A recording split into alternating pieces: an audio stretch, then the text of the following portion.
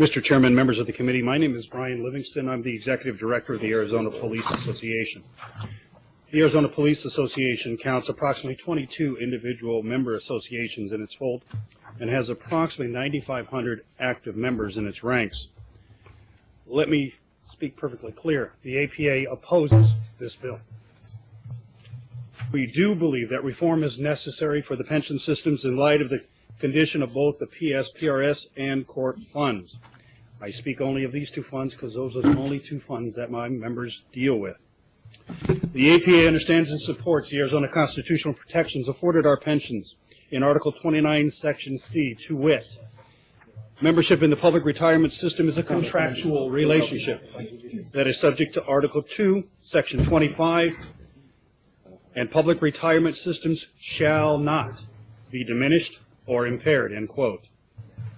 In strengthening our argument, I look to the United States Constitution, Article 1, Section 10, Clause 1, which states, no state shall enter into any treaty, alliance, or confederation, grant letters of marque and reprisal, coin money, emit bills of credit, make anything but gold and silver coin a tender in payment of debts, pass any bill of attainder, ex post fact law, or law impairing the obligation of contract, or grant any title of nobility. Finally, we rely on many subsequent court decisions that have upheld these provisions. Mr. Chairman and members of the committee, the information that is being passed out committee members now do indeed contain those court decisions. Before I go further, I would like to discuss a little history with the committee, the APA's involvement in the pension problem. My membership asked me to inquire of our pension system and why our pension system lost so much of its value in the years 1998 to 2000. We had received many discussions from PSPRS showing there was a spike in the pension systems at the turn of the century and again from 2007 to the current day. What we were told was this was an after effect of 2001, September 11th, 2001 to be exact. Well, Mr. Chairman and members of the committee, we found that is not true. In fact, there were some very high-risk investments made in the fund by the fund manager, maybe or maybe not approved by the board at that time, which cost the fund $1.6 billion. If we would not have lost $1.6 billion, we would not be having this discussion today. The question I cannot answer for my board is whose fiduciary responsibility was it to oversee those investment strategies? Who approved the transactions noted in the email we received from the current administrator, which I would now like to read to you verbatim. It was addressed to my colleague, Dr. Levi Bolton. Quoting. First, before I quote, it was a question posed to the fund administrator by Dr. Bolton. This was the reply we had from the fund administrator. Your email makes reference to the past when the fund suffered devastating losses. I assume you're referring to what happened in fiscal years 2001 and 2002, when the system's plans had a minus 16.9% and minus 15% rate of return, respectively, and had asset value losses on a combined plan basis of approximately $1.6 billion. These losses were far in excess of losses the fund would have sustained if the rates of return of the plans had been in line with what happened in the financial markets generally at that time. The excess losses that the plans experienced during those years were a result of, and I quote, over-concentration of the system's internally managed portfolios in the securities, both stocks and bonds, of high technology and telecommunication companies based in the United States. When the so-called telecom bubble began to deflate, the PSPRS fund was disproportionately impacted. So why was there such an over-concentration in tech and telecom securities? The answer is that the systems administrator at that time, Mr. Jack Cross, had made the decision to build up and maintain the over-concentration in the hope that the tech and telecom portions of the U.S. stock market and bond markets would continue to outperform all other segments of those financial markets just as they had done in the past years in the 1990s. Unfortunately, and this is a very important comment, Mr. Cross's high-risk bet, again, high-risk bet, did not pay off, and consequently the PSPRS fund sustained losses that it did. Mr. Cross was, of course, a paid member of PSPR staff. He retired in 2004. These losses occurred just prior to that retirement, as adding to not part of the comments. The only external advisor or consultant that Jack Cross was using at the time was Standard & Poor's. However, we do not know to what extent, if any, Standard & Poor's representatives had input with respect to Jack Cross's decision to overweight the in-house stock and bond portfolios to Tecnon Telecom. We know of no documents, again I reiterate, no documents, that might shed light on what advice they may have given to Mr. Cross.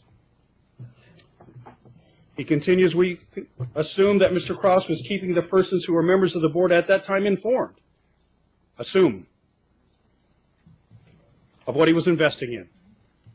But even this, we can only speculate about. Since Jack Cross was the administrator, he could have considerable control over what information was disclosed to the board members. They might have known only what Mr. Cross wanted them to know. But again, we do not know and cannot know for sure because of the lack of documentation. Those few staff members who were at the system at the time and who are still here had nothing to do with the investments and can shed no light on what the board members did or did not know. End quote. Mr. Chairman, no documents on investment decisions. No documentation on what the board or board did not know. This is very, very disturbing to the Arizona Police Association. If I may go back. So why do I bring this up? My police, detention, and correction officers have been publicly vilified, criticized for being greedy and self-serving. We have been told that our pension system was too inflated and that the taxpayers were now going to be stuck with bailing out our pension system. In reality, it was a bureaucratic blunder of epic proportions that caused us to lose $1.6 billion in fund dollars. If this money had not been gambled, relating to the term bet in what I just read to you, using the email from the current administrator as a reference, we would most likely be here today. The fund would be fine, lower in value, but still sustainable. Now that we understand what got us here, the APA began looking at other negative costs to the fund. One thing we found were excessive legal costs being charged to the fund in the order of $200,000 to $300,000 a month. Even in layman's math, and I would consider myself a layman, that is a yearly legal cost of $2.4 to $3.6 million. Why were these costs so high?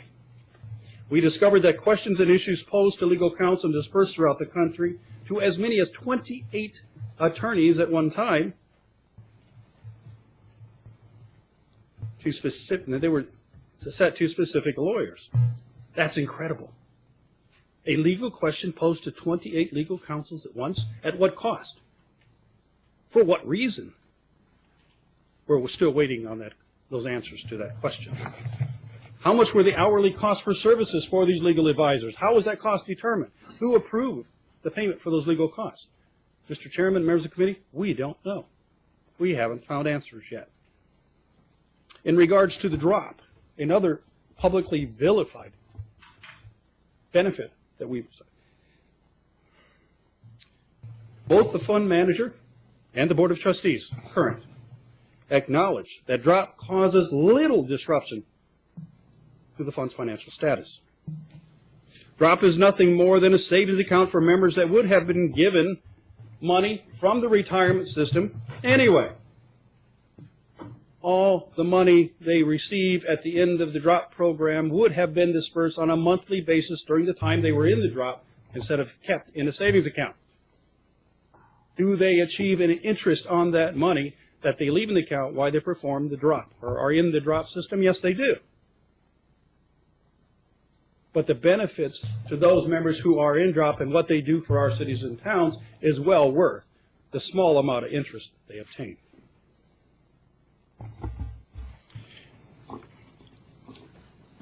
From there, I've handed out information about the drop and some of the legal consequences of diminishing that benefit. I won't go into that. Please look at that at your pleasure. So why did we go through the exercise of looking back? Because in the current proposal, the Speaker of the House, somebody we greatly admire, says that we are going to need tremendous increases in employee contributions rates.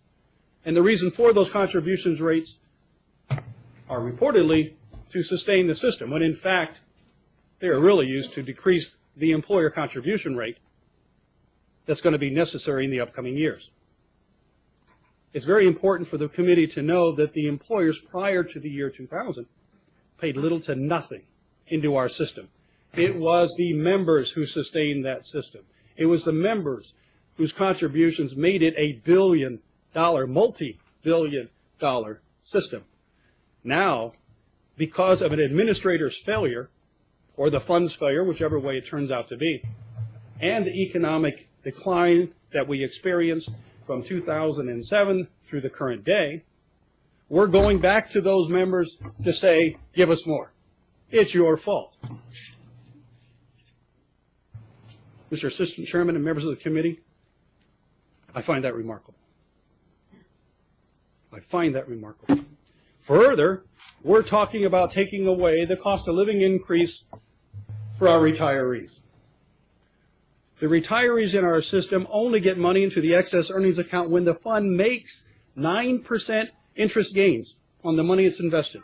It's not for every single dollar that comes in. It's after 9% is already gained. And then they only get 1/2 of 1% when it goes above that number. That was a contractual relationship they knew about, they signed on to, when they signed on to be a police officer, correction officer, or firefighter. That was something they knew they were going to receive. And now we're talking about totally eliminating, breaking the contract that may have persuaded them to be a police officer, firefighter, corrections officer at the beginning of their service. Again, there's a decision made somewhere that it's our fault, and it's their fault. We have proposed.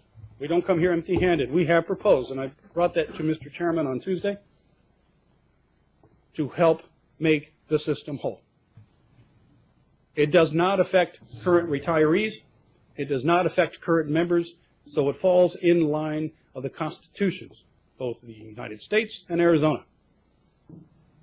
We ask you to consider this. We realize it's a second-tier system that will decrease retirement benefits for those that are hired after the date of enactment. But we also know we have 25 years, if that plan is accepted, to increase those benefits as the fund itself increases in its bottom line. So it's an acceptable challenge. Taking what's already there, what you, the state of Arizona, has agreed to, is not acceptable. But we also acknowledge that you have to get this bill moving in order to make the changes that are necessary to the fund. We don't like this bill. We will support any measure you have, and we honestly want to work with you to satisfy the needs of the state and make this a good bill, not one that will have to be challenged. And with that, sir, I'll stand for any questions. Thank you.